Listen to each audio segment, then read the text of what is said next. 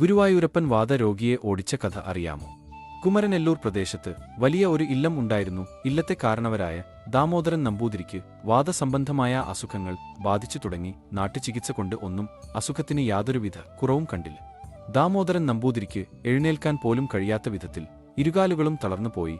കഠിനമായ ദുഃഖത്തോടുകൂടി അദ്ദേഹം കിടന്ന കിടപ്പിൽ തന്നെ ഗുരുവായൂരപ്പനെ വിളിച്ച് പ്രാർത്ഥിക്കാൻ തുടങ്ങി. പണത്തിന്റെ കാര്യത്തിൽ പിശുക്കൻ ആയിരുന്നു അദ്ദേഹം. എങ്കിലും നിത്യേന ഓരോ പിടി വെള്ളി നാണയം വഴിപാടായി ഗുരുവായൂരപ്പൻ ഒഴിഞ്ഞുവച്ചിരുന്നു. 1000 എണ്ണം തികയുമ്പോൾ ആ കിഴി ഗുരുവായൂർ ക്ഷേത്രത്തിൽ സോപാനത്തിൽ സമർപ്പിക്കാം എന്നായിരുന്നു പ്രാർത്ഥന. ഒരു വർഷത്തിനുള്ളിൽ കിഴിയിൽ സംഖ്യ തികഞ്ഞു. അങ്ങനെ 2 ബാല്യക്കാരുടെ സഹായത്തിൽ ഒരുപോലെ ഒരു ഞാത്തുകെട്ട് ഉണ്ടാക്കി അതിൽ ഇരുന്ന് ഗുരുവായൂർ ക്ഷേത്രത്തിലേക്ക് യാത്ര തിരിച്ചു. ഗുരുവായൂരിൽ എത്തിയ ദാമോദരൻ നമ്പൂതിരി അവിടെ ഉള്ള തന്റെ ബന്ധു ആയ ഒരു കീഴ് ശാന്തിയുടെ മഠത്തിൽ താമസിച്ചു. അന്ന് രാത്രി അദ്ദേഹത്തിന് ഒരു സ്വപ്ന ദർശനമുണ്ടായി. മകളെ വിവാഹം കഴിപ്പിച്ച് കൊടുക്കുവാൻ നിവർത്തിയില്ലാത്ത ഒരു ബ്രാഹ്മണൻ അങ്ങയെ സമീപിക്കും. എനിക്ക് ഒഴിഞ്ഞുവച്ച 1000 കിഴി അദ്ദേഹത്തിന് കൊടുത്തേക്കൂ, എനിക്ക് തൃപ്തിയാണ്. പക്ഷേ ദാമോദരൻ നമ്പൂതിരിക്ക് തന്റെ സ്വപ്നത്തിൽ വലിയ വിശ്വാസം ഉണ്ടായിരുന്നില്ല. പണക്കിഴി താൻ തന്നെ ഗുരുവായൂർ നടക്കിൽ വയ്ക്കും എന്ന് അദ്ദേഹം നിശ്ചയിച്ചു. അതേസമയം തന്നെ ദരിദ്ര ബ്രാഹ്മണൻ അന്ന് രാത്രി തന്നെ ഒരു സ്വപ്ന ദർശനമുണ്ടായി.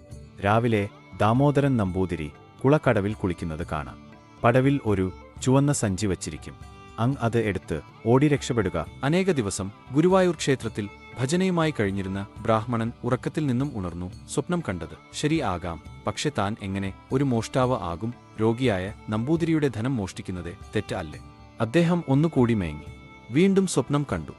ഒട്ടും സംശയിക്കേണ്ട, ദാമോദരൻ നമ്പൂതിരിയുടെ കിഴി എനിക്കുള്ളതാണ്.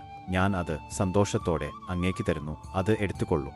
അങ്ങനെ പിറ്റേന്ന് ആ ബ്രാഹ്മണൻ കുളക്കടവിലേക്ക് നടന്നു. അവിടെ ആരും ഉണ്ടായിരുന്നില്ല. പടവിൽ നമ്പൂതിരി ഇരിക്കുന്നുണ്ട്. പടവിന്റെ ഒരു ഭാഗത്ത് വച്ചിരുന്ന ചുവന്ന സഞ്ചിയും എടുത്ത് ആ ബ്രാഹ്മണൻ ഓടിമറഞ്ഞു. ഇത് കണ്ട ദാമോദരൻ നമ്പൂതിരി കള്ളൻ എന്ന് ഉറക്കെ വിളിച്ച് കൂവി. 2 കൈകളും കുത്തി അദ്ദേഹം സാവധാനം എഴുന്നേറ്റ് ആ ബ്രാഹ്മണന്റെ പിന്നാലെ ഓടുവാൻ തുടങ്ങി. കള്ളന്റെ പിന്നാലെ പാഞ്ഞ നമ്പൂതിരി ഗുരുവായൂർ ക്ഷേത്രത്തിൽ 3 പ്രദക്ഷിണം വച്ചു. കള്ളൻ പോയ വഴി കണ്ടില്ല. അദ്ദേഹം കൈകൾ കൂപ്പി ഭഗവാനെ തൊഴുതു. ഭഗവാനെ, ഇത്രയും ബുദ്ധിമുട്ടി സ്വരൂപിച്ച എന്റെ പണക്കിഴി കള്ളൻ കൊണ്ടുപോയില്ലേ? അപ്പോൾ അദ്ദേഹത്തിന്റെ കാതുകളിൽ ഒരു ശബ്ദം കേട്ടു. ഹേ ദാമോദരൻ നമ്പൂതിരി, ആ പണം എന്റേതല്ലേ? ഞാനാണ് അത് ബ്രാഹ്മണൻ കൊടുത്തത്. പരസഹായം കൂടാതെ അനങ്ങുവാൻ കഴിയാത്ത അങ്ങ് ഇപ്പോൾ എത്ര ദൂരം ഓടി?